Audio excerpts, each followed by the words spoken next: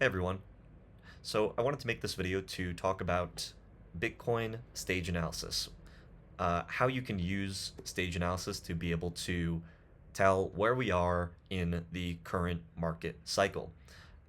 Stage analysis is not something that I created. It is something that the originator, Stan Weinstein, uh, created, and he built off of the Wyckoff method. If you're familiar with the Wyckoff method, there's these different accumulation and distribution phases.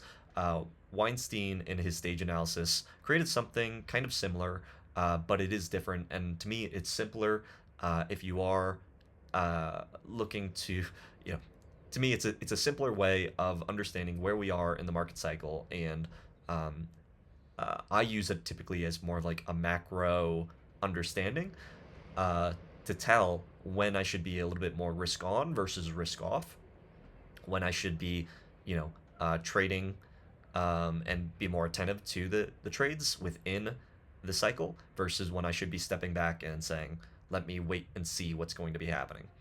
Um, so this is going to be just a little masterclass on stage analysis. I can go and deep dive into each of the different stages within it. So I want to keep this light, but I also want you to be able to understand where we are currently. I really want to make this video to be able to help anybody that is confused because, being in the trading space and in crypto, there's a lot of macro indicators that people are talking about. The 4-year cycle, the altcoin season, the Fed cutting interest rates, and all these different price speculative. But I know, being in the markets and trading full time, that it is very selective right now. Even though we did have a breakout, that does not mean that you are going to be making lots of money. It's very easy to get chopped up in this market. So I want to make this to be able to help anybody that is confused, that is feeling disappointed with maybe the strategies that they've been using before.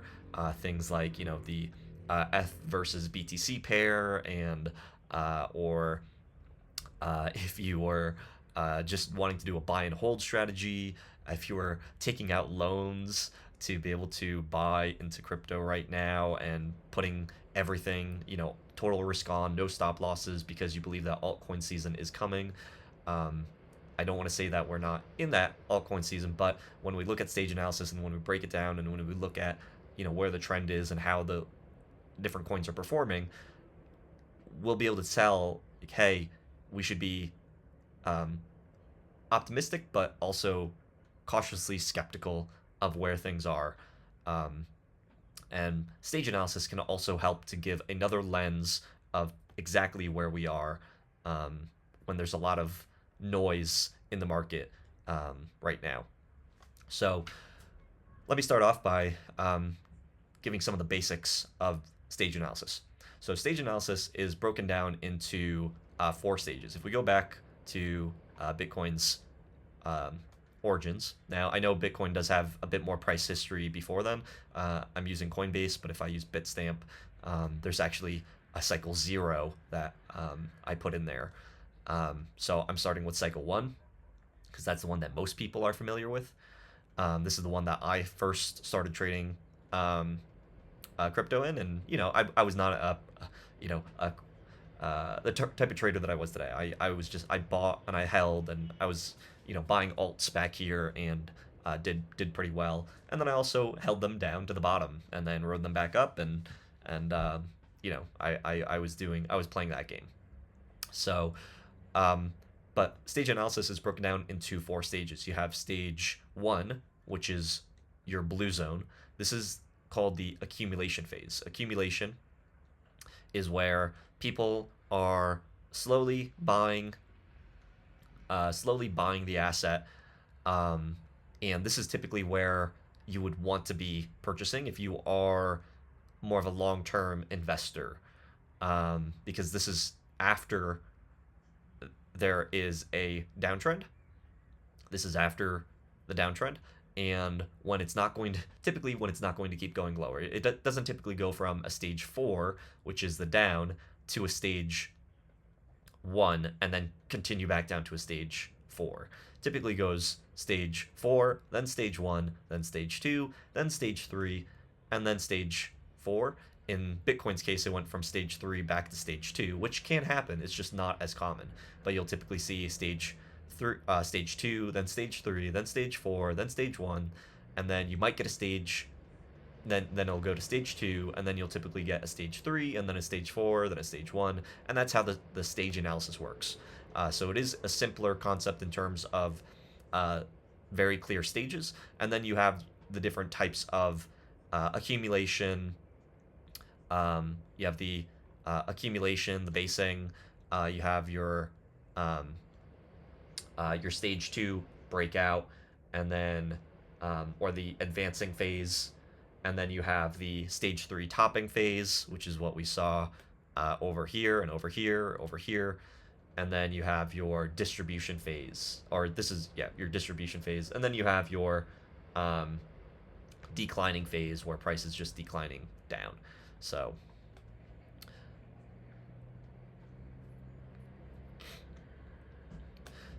as we can see, starting off with, we had our stage 2, and then after stage 2, and the way that stage analysis works is it uses the key moving averages. So this is another important concept.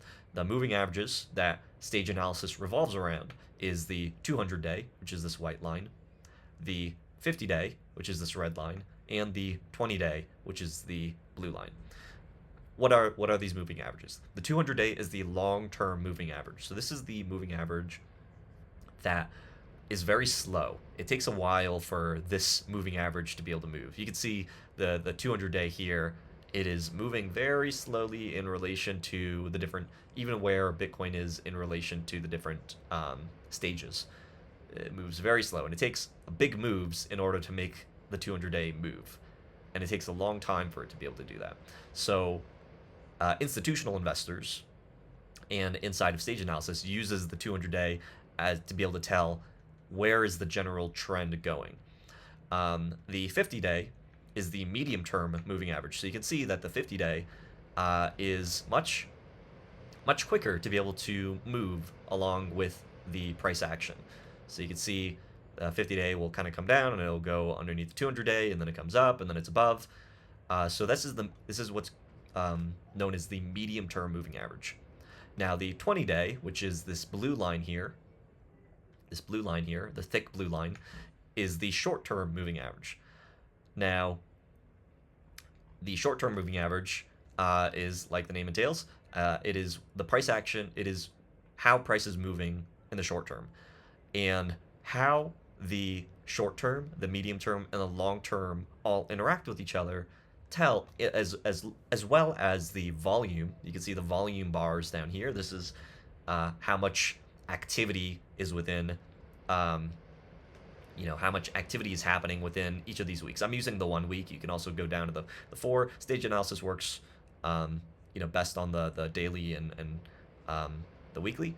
And then you start getting more into the intraday, like the 4 hour and the 1 hour, stuff like that. But you can see just how the Bitcoin price action revolves around these moving averages. And this is how we are able to tell the different stages and the different zones. Sometimes we have some distribution that's happening and we go sideways. Sometimes it consolidates for, in this case, 231 days, and it was just going sideways. And then we have breakouts that happen. But we're still in a stage 2 because of where we are in relation to the moving averages. We want to be trading typically in this breakout area, though, because that's when we're able to get the biggest gains. And you can see the breakouts are much shorter, but very powerful within these stage 2s. Now, you might see some breakouts happening within these different stages, like a stage 3 or a stage 4 or even a stage 1. But if you want to increase your probability of success, then you want to be trading with the trend. And the trend is stage 2. You want to be trading in a stage 2, because if you're trading in a stage 3, it's very easy to get chopped up and go sideways, or like in this case, you're trying to buy the breakout and then you get chopped down. You try to buy the breakout. You want to buy the breakout. You want to buy the breakout when it's happening right here and then ride it all the way up to here. You don't want to be buying the breakout when it happens here and then it just comes back down and goes down another 32%. That is not what we want to be doing. We want to stack the odds in our favor, and that's what stage analysis can help give the context of where we are in relation. And again, using the moving averages is not something that is something that institutions use. For example, if we look at the um,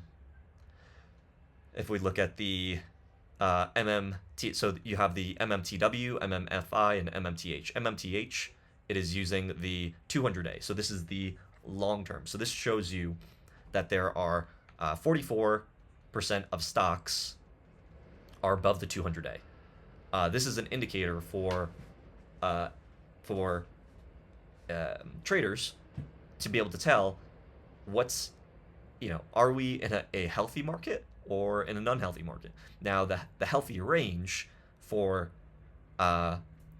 stocks is going to be in the 50 to 60% range. 50 to 60% of stocks above the 200-day is healthy. Right now, we had a pretty good correction recently in the SPY, which is just the general market index of the top 500 companies, and you can see that we had a pretty high volume red day, or high volume red week. It really just happened over the course of a couple days, but you see here 2 days it just knocked out a lot, which is a very strong pullback.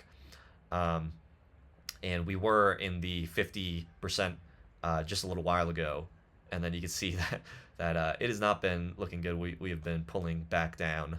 You can see the healthy range, unhealthy, and the improving range here. So this is the 200-day. The TW is the 20-day, and that FI is the 50-day. So we have our long term, our medium term, and our short term. The medium term, again, you want anything below the 50 is unhealthy. Anything above the 50 is healthy. And you can see that we have been just having a very strong pullback, which is now we're in the unhealthy territory for both the medium term, and then for the long term we are in the we're pulling back from that healthy range. We're in that healthy, and then we're pulling back. So you have to be very cautious and skeptical, cautiously optimistic, but cautiously skeptical of everything. So I'm digressing because there's a lot of information, and I'm trying to weave this together in a way that makes sense. So going back to the weekly chart, just to kind of show you again, kind of an overview of how this works, is we have our different stages. Again, stage 4 goes to stage 1, goes to stage 2, goes to stage 3, goes to stage 4, goes to stage 1, and that's how this cycle repeats. And the price action in relation to the moving averages tells you what stage we are in. Just because we are in stage 2 doesn't mean that it is the optimal time, because if you've been in crypto during this stage, the cycle 4, stage 2, you'll know that we had a nice breakout that happened pre-presidential election, and we had good volume, and we had a strong breakout here. We broke out on Bitcoin 50%, but then we had a nice pullback, and then we went into this 203-day little distribution, and we had a lot of lows back in really it was April 7th was the low, April 7th. And even if you look at the stock market, the SPY, April 7th was when we had this exaggerated pullback, but then we had a nice V-shaped recovery, very strong V-shaped recovery, and it pulled us back out. But what happens with these V-shaped recoveries is when you have a V-shaped recovery and you don't have enough of a base of this stage 1, where there's a bit more accumulation, more distribution is likely to happen, because there's more accumulation and greed that's happening during this period, and then people are starting to take their profits more heavily. And if you've been in the market actively trading during this time, like I have, that it's been very choppy, very news driven. Elon sneezes and tweets, or Trump does the same, and we have some pretty big pullbacks. I think it was actually June 16th. There was some beef between Elon and Trump, and then the market just went crazy and pulled back, and that was an opportunity that I was actually able to buy Bitcoin right there, because I saw that this was an exaggerated type of reversal extension play, as we like to call it, but the trend was pretty strong. It was just an exaggerated news-driven type of fear in the market. So, anyways, I digressed a little bit. So now that you understand stage 4, stage 1, stage 2, stage 3, and we are using the moving averages, now I'll dive down into the daily so you can better see exactly how this plays out in relation to the moving averages. So let me go back here and show you what typically ends up happening. And I'm going to use the previous cycle. We have our cycle 3, stage 2. This was actually an interesting cycle because I called this stage 3 or cycle 3, and then we had a cycle 3.5. So we had a little bit of a pullback. There was distribution happening, but they wanted, people wanted the price to keep going higher. There was a lot of, in this 2021 timeframe, there was a lot of greed, and the buyers just kind of came back. But you could also see that the volume was not as strong on the second, and we had quite a few indicators that would have told us, hey, we should be more skeptical, and look at this as a way to be able to, if you didn't take money out over here, then you should definitely be taking out money over here, because things are not looking great. And understanding stage analysis will be able to tell you exactly when that is. It's not going to tell you exactly maybe when you might want to close out your position. We have some other ways that we can tell when we should exit our positions fully into cash. But you don't want to be buying the dip and becoming a long-term investor. You want to be buying when it's telling you it's going up, and you want to be selling when the indicators are telling you that, hey, the trend is not in our favor, it is reversing, let's back out. So I will say I am not a hodler. I am not a diamond hands. I will buy into strength and I will sell into weakness, because I don't want to be a bag holder or a long-term investor. I'm in it to be able to increase my Bitcoin holdings, but increasing when it makes sense, not when somebody else is dumping their bags. So, anyways, I digress quite a bit. I'm sorry. So, as you can see, going and talking about the moving averages. So we have our 20-day, 50-day, 200-day. The 20-day is blue, red 50, white 200.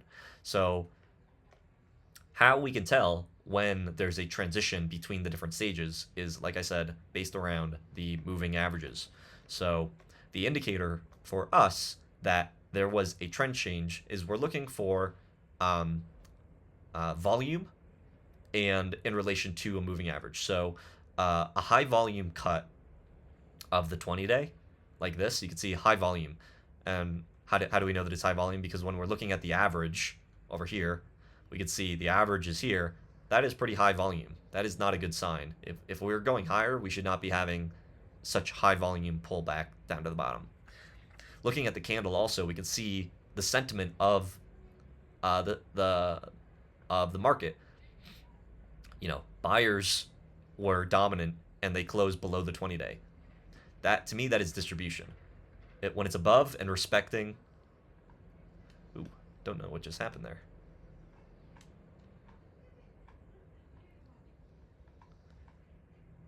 All right, that was weird. When we're above and respecting things like this this green line here, which you can see, this is the 5 EMA. This thinner red line is the 10 EMA.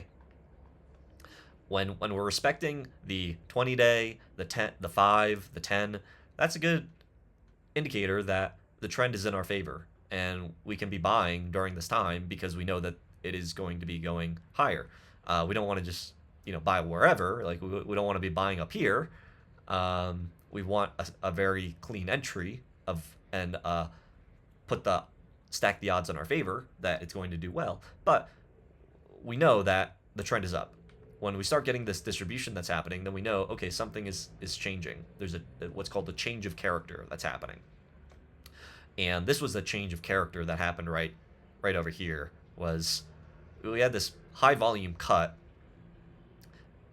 through the 20-day, and then the following day we did not get that nice strong pullback that we expect when a trend is in our favor, like over here. High volume cuts, but we have a nice pullback. We did not get that. So we know that the sellers were taking over and it was getting exhausted. Another red flag. We have another very high volume cut of the 50-day. Okay, our red flags are going. If you're not out by now, and one of the rules that we like to use for our trading is called the 20D2C, which is called the 20-day, two closes below the 20-day. So you can see here, typically when there's two closes below the 20-day, and you can go through the price history, and you can see typically how whenever there's two closes below the 20-day, you do not want to be there. So two closes below the 20-day is already telling us, hey, there's something strange is happening here. This is not healthy. There was some topping action happening over here. When we go back to this breakout over here, we started getting some closes below the 20-day. Over here, it's like, okay, but price rallied back up and the trend kept going, but then we started getting more distribution that was happening, and you see that it was getting pretty tight. And it looks like it wanted to break out, but then we just started getting some massive distribution, and then got us into the stage 3. But then buyers came back and drove the price back above. So, but two closes below the 20-day. If you want a rule to follow, the 20D2C is a really strong rule for when you should be exiting into a cash position, because you don't want to be holding the bag. And we can see this area right here was where the distribution was happening. Distribution. When we went from stage 2 to stage 3, so this was a distribution zone. This was a distribution zone that was happening within the stage 2 uptrend. Right here was the indicator of we're not in stage 2 anymore. And we could tell because we had a very high volume close, and it went all the way through the 200-day. That long-term moving average is again our indicator for where we are in the stages. And we had this high volume cut of the 20-day, and yes, the buyer stepped in and said, no, let's try to drive the price back up. We don't want it to end. We don't want this party to end. But as you can see in the following days, and you can also see the moving average is crossing. This is a death cross, is what we call it. 20-day crossing the 50-day. Not good in terms of where the trend is going. Again, that blue line is that short-term moving average, and it's telling us where the trend is going in the short term. When it starts crossing the 50-day or crossing the 200-day, if you didn't get out from here, if you didn't get out from here, and you didn't get out from here when there was that cross, and you didn't get out from here, there's quite a few indicators that are telling us the trend is not in our favor. The trend is going down. You do not want to be buying the dip when it's going down, because how far can you go from a dip buy? Well, from here to the bottom of this dip, that's a 40%. If you want to get back up, so here is, or let's just say here. Let's say you got out at that 20D2C to here, just to here, 45%. Okay, 45%. You're down half of your money. What if you want to get back to a full portfolio? It's not going to be, you're thinking, oh, I got to go up 45%. You don't have to go up 45%. You have to go double. To get back up to where you were, you have to go 84%. So you have to make 84% in order to get back the 45% that you lost. It's some crazy math. I know. Doesn't make sense. But that's why you don't want to be holding, becoming a bag holder, because you have a lot more to make up when you are a bag holder. So again, we have our this is the indicator that we are now in stage 3, the cut of the 200-day, and you can see that price continues to decline. Now you might be thinking, okay, the price is going down. Why is this not stage 4? Well, the reason why it's not stage 4 is because it could turn around. We could get a bounce back. Prices underneath the 200-day. This is not looking good. I wouldn't want to be buying here. But we've also seen that just because you're under the 200-day doesn't necessarily mean that you can't recover. Like in this case, we had a nice V-shaped recovery. The indicator that we are now, that we can go even further, was this. Now, the way that I identified the transition to stage 3 to stage 4 was this. So we had a bottoming that happened, and you can see that price pulled back up and it shot back up above the 50-day. So you might be looking at this when you're right here. When you're right here and you're looking and you're buying the bottoms and you're saying, oh man, I'm trying to come back up, and you're looking at this and you say, okay, strong indicator. We have this hammer doji that happened, high volume. Price wants to reverse. Price is reversing. This is great. We're getting okay. Confirmation candle happened. A couple weeks later, price is going up. You're thinking bull market's on. Oh no, now we're coming back again. This is what happens in stage 3. You get this distribution that's happening. But we had the lower low here, then we had a higher low. We're getting higher lows. Things are looking good. A bit of distribution happening, but again, we're still under this 200-day. Nothing good happens underneath the 200-day. Nothing good happens underneath the 200-day. And you can see this was the low. And what ends up happening is we get this high volume as price is starting to drive lower. We get a high volume close below the lower low previously. We were making higher highs, and things were looking good. We're coming up to the 200-day, and you can see the 200-day was acting as resistance. Sellers did not want to drive the price any higher, and you can see that 200-day was acting as that resistance. Not good. If you were still in here and you weren't getting out when price was trying to get above the 200-day, then I'm sorry. That's unfortunate. But you can see this transition, high volume. Look at that, the volume that was happening here. We had some decent volume here, but that is some extreme volume, and they drove that price down. And then you had the bottom fishers coming in, saying, "Hey, let's try to drive the price back up. We don't want it to go low." And they got wrecked. And it can get worse, like we're seeing. It got worse. You don't think that it can get worse, but it can get worse. Boom, another big red day. And again, the reason why this is the transition, I put this as the transition from stage 3 to stage 4, is we had this level of support. This was a major level of support right here at 33. And we were driving the price back up, but then as soon as it came close to this previous level of support, and again, this is a pretty good distance. If we go from here to here, this is 105 days of this sideways action. And then we cut down, and it is just downhill from here. And there was a lot of other macro things that were happening during this time that we could use. FTX collapse, Luna. The market just was not looking good. Market was not looking good. But we got lower. How low did we go? Well, you can see we got low down here. This is when we had our 15K Bitcoin. Man, looking now, I'm sure that everybody would have wanted to be buying as much as they could right here. And people now are probably thinking that we're never going to get back to there. But so you can see here, if you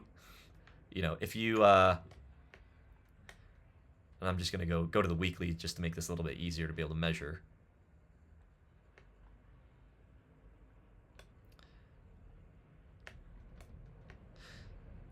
So if we go from, we had our 20D2C right here, all the way down to here. If you got out after it got below the 20, the two closes below the 20 day, and there was that distribution happening, you would have saved yourself 73%. 73% of your money you would have saved. To get back to where you were before, you'd have to go up 311%. The math is compounding in the negative gains. The more you lose, the more you have to get back. If you're down over 50%, if you're down 50%, you have to go up 100%. But when you start getting to the 60, 75%, you have a lot more that you need to make up in order to get back to break even. And it would have taken a while too to get back to that previous level. It would have taken you over 490 days, basically. Yeah, over 490 days or so to be able to get back to break even. If you were buying at the top over here and you held all the way down and came back up, you would have had to wait well over a year to get back to break even. Maybe not that bad, and obviously, things have kind of come around, and but if you from here to where we are now, you'd be up 100%. Again, if you're a long-term investor and not an active trader, then maybe that works for you. But I would much rather be getting my cash out here, and if I was planning to be a long-term investor, I would be buying. I'd probably be buying right here. Because then I would be up. I'd be up quite a bit. 600%. So, and I'd have a lot more gunpowder because I'd be selling over here. So, I think this video is getting a bit long. So where are we currently? Now obviously I could keep going. I could go into the stage 1 and stage 2 and how these all work. But I just wanted to give kind of an overview of these different stages. So where are we currently? Well, we are in stage 2, and we just had a breakout not too long ago. We had a breakout, and we're having some nice sideways consolidation, a little bit of distribution happening. But we are, we're getting pretty. I was pretty close to the coming back and reversing that breakout. But we had a breakout, consolidation, bit of fear on the market. But we are clearly out of this distribution area that we were in for, 200 days, and we are now in a breakout. Are we going to continue this breakout? I can't tell you. I can only tell you where we are currently and what it, in relation to the stages. We are above, we are below the 20 day. So, like I said, typically nothing good happens when you are closing below the 20 day. We'd want to be above the 20 day. We found support on the 50 day, which is good. But we can also see when you start getting below that 20 day, things can get kind of choppy. Typical breakout, you'd want to be respecting the 5. This is a breakout. You'd want to be respecting the 5 and the 10 and the 20. That is normal price action. Respecting 5, 10, 20. Respecting the 5, respecting the 10, respecting the 20. That is normal. I can go back to all the previous breakouts, and you'll find the same pattern of what healthy price action should look like during a breakout. Respects the 5, respects the 10, respects the 20. Respects the 5, respects the 10, respects the 20. Respects the 5, respects the 10. But again, this was higher. We had quite a bit of a breakout, so it was starting to not respect the 20 day as much. But you can see during these breakouts, respect the 5, respect the 10, respect the 20. Even respecting all the way up. There was some consolidate or some distribution that was happening here, but again, it was still respecting the 20 day. This is when it started getting into this distribution zone where it's like, okay, we're getting into some topping action, because if you're holding from here to here, you're up 250%. People are taking their profits. And then we had another push, and then we started getting that distribution that was happening. That was cycle 3. We go to cycle 2. What ends up happening? During a breakout, you respect the 5, respect the 10, respect the 20, all the way up. You started getting, further along in that distribution, in that breakout, you get more profit taking. So now we're starting to get some closes below, but again, price rallied back up, and that can definitely happen. I'm not saying that just because it's below the 20 that it can't rally back up. It can, but you'll see through every single cycle, it respects the 5, respects the 10, respects the 20, and then when it's starting to close below the 20, that is risky behavior, because the character is changed to be less in your favor. Something is happening. So where we are currently, we look. I don't want to say to not pay attention to the macro. We look at the macro. We say, we look at the macro and we say, stage 2, we're in an uptrend. We have things going in our favor. The Fed looking to cut interest rates, risk on assets. There's a lot of hunger and eagerness for participation in the stock market. Prior to this recent pullback, we had a lot of we were in the good zone. We were in the 50 to 60% of stocks above the 200-day. You look at the Russell. You look at the Russell, and it was which are the small cap stocks, and they were above the